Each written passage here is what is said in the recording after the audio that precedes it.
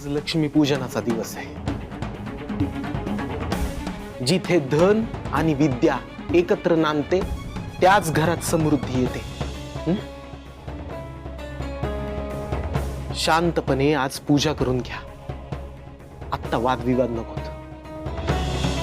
बसा।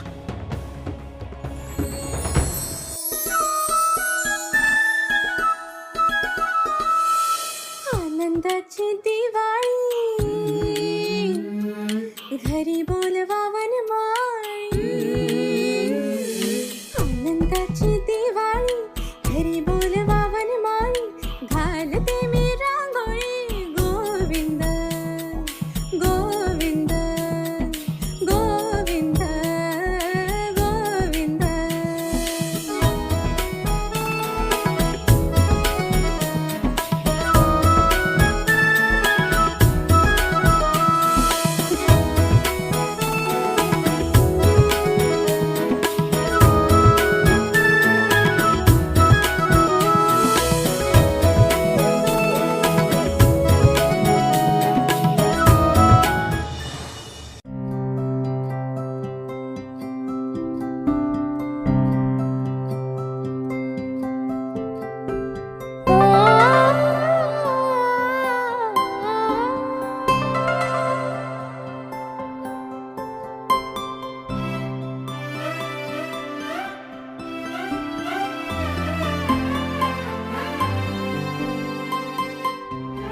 आदू, लग्नानंतरची पहिली दिवाळी इतकी भारी असते का रे? तू माझ्या आयुष्यात आल्यापासून मग माहिती माझा प्रत्येक दिवस दिवाळी सारखाच। अजून 4 चांद लागले असते जर पिठुराय पंढरपूरकर पण आला असता तर। अरे त्याने त्याचा आशीर्वाद पाठवला की त्या छोट्या मुलाच्या रूपानं, म्हणून तर आनंदाचा ओसंडून वाहतोय। लक्ष्मी पूजनाचा हा दिवस पावला म्हणायचं मग। पण इंदू, खूप लांबचा पल्ला गाठायचा आहे आपल्याला।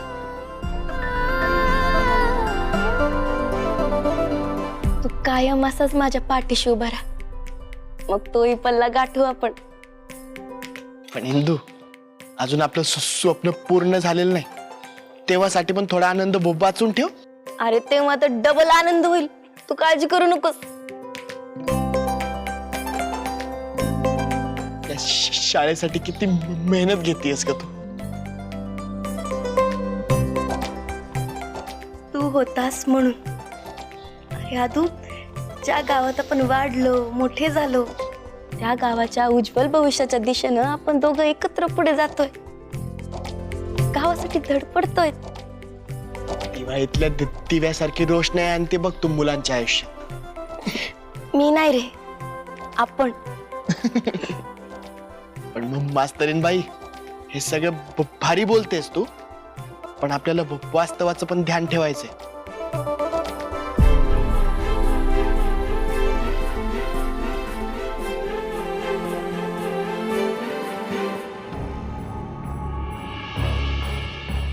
ते बारक पोरगच विठू पंढरपूरकर असेल का? तुम्हालाच माहिती, तुम्हाला तर सगळ्यांचं सगळं कळतं ना। तसं नाही सासूबाई, पण तुम्हाला काय वाटतं हे आमच्यासाठी जास्त महत्वाचं आहे। मला इतकंच वाटतं का आज जर मला विठू पंढरपूरकर भेटला असता ना, इंद्रायणीच्या नावाची सगळी जमीन मी माझ्या नावावरती करून घेतली असती। तुमच्या नावे सासूबाई क्षमा करा मला, पण तुमच्या मेंदूला आणि तुमच्या मनाला आहे ना एक चांगल्या झोपेची गरज आहे। तुमची अशी चांगली झोप झाली ना की तुमच्या मनातले सगळे भ्रम दूर होतील। म्हणजे तुम्ही तामणगावला जायचं ठरवलेलंच मला सांगताय? असं काय म्हणताय सासूबाई? मग काय म्हणू? विंडो, मी खात्रीनं सांगते, तो मुलगा विठू पंढरपूरकर नव्हता। कशावरून? कशावरून म्हणजे काय? जरा डोकं चालवा ना। आता विठू पंढरपूरकरला इंद्रायणीचा कस्टोडियन म्हणून नेमला, त्या वेळेला तो 18 वर्षांच्या वरचा म्हणजे सज्ञान असायला पाहिजे। एवढा बारका पोरगा कस्टोडियन कसा असेल? काय? बघ, दिवाळीच्या मुहूर्तावर आपल्या प्लॅनिंगच दिवाळं निघालं. काय झालं सासूबाई, फराळाचं ना असं एकदम भरून भरून खाल्लं ना, त्याच्यामुळे मेंदू शिथिल झालाय आमचा. एवढी खा खा करू नका, निघा.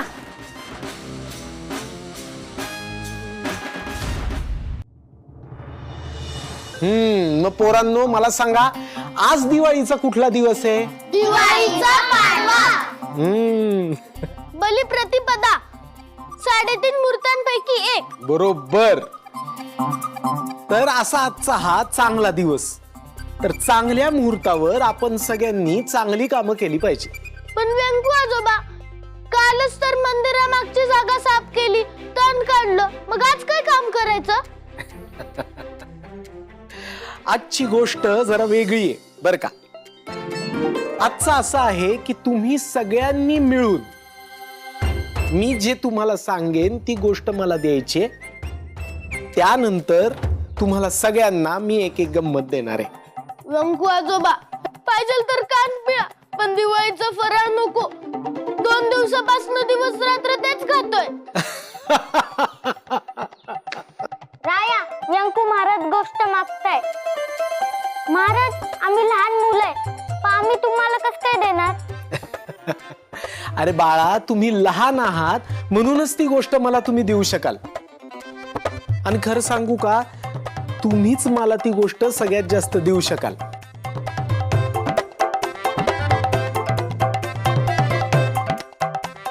थांबा थांबा, दाखवतो तुम्हाला.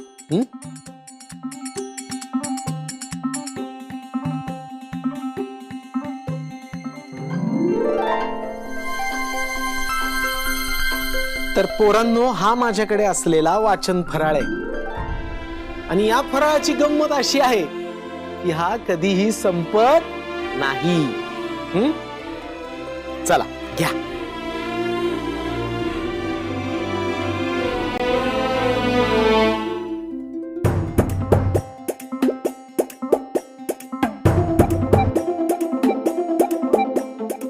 तर आता तुम्ही सगळ्यांनी मला असं वचन द्यायचं आहे की दर महिन्याला तुम्ही मी दिलेलं एक गोष्टीचं पुस्तक वाचून पूर्ण करणार.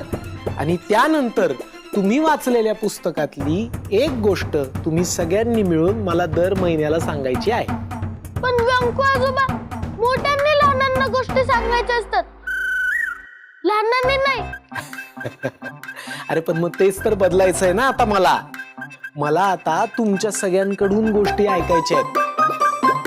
आणि त्या जर तुम्ही मला सांगणार असाल तरच ही पुस्तकं मी तुम्हाला देतो. नसेल जमणार तर द्या मला माझी पुस्तकं परत. नको नको, आम्ही तुम्हाला दर महिन्याला गोष्टी वाचून सांगू. शाबास पोरांनो, शाबास. नारायणी, अगं औक्षणाचं ताट घेऊन ये. हो, आले आले.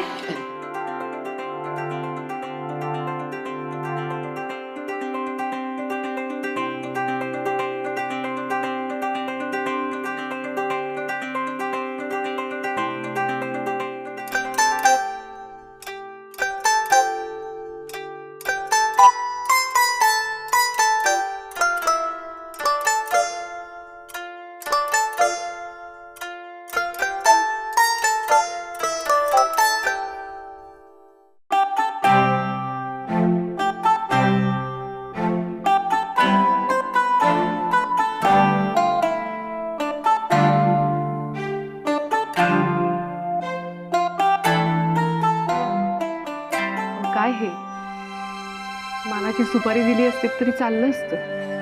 खरं तर तुला मानाच्या सुपारीची सुद्धा गरज नाहीये शकू. माझं तुझ्यावर असलेलं प्रेमच तुला पुरेसं आहे. हो, सगळे आहे तिथे. मग असू दे की. खरं तेच बोलतोय मी. काय रे पोरांनो?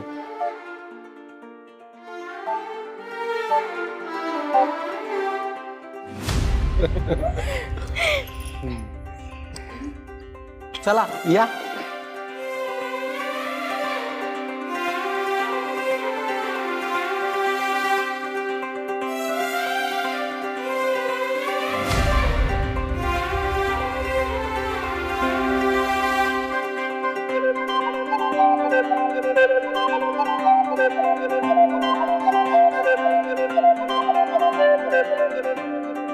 माझ्या पोरीला चांगली ओवाळणी द्या. हो हो.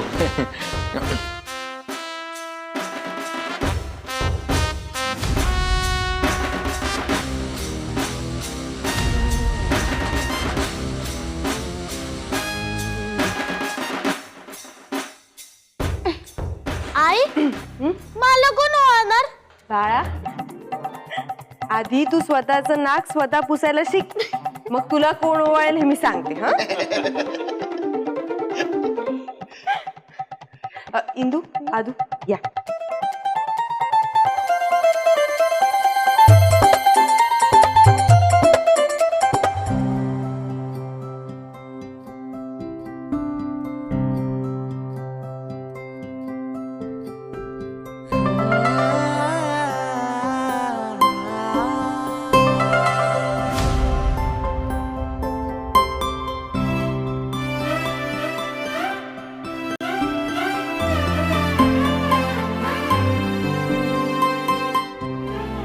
झालं? अगं मग काय? ओ अच्छा, ओबानी. इंदू, तुझ्या आयुष्यात तेवढं मी भेटलोय तुला स्वतः. याहून मोठी ओबानी काय असू शकते सांग बरं?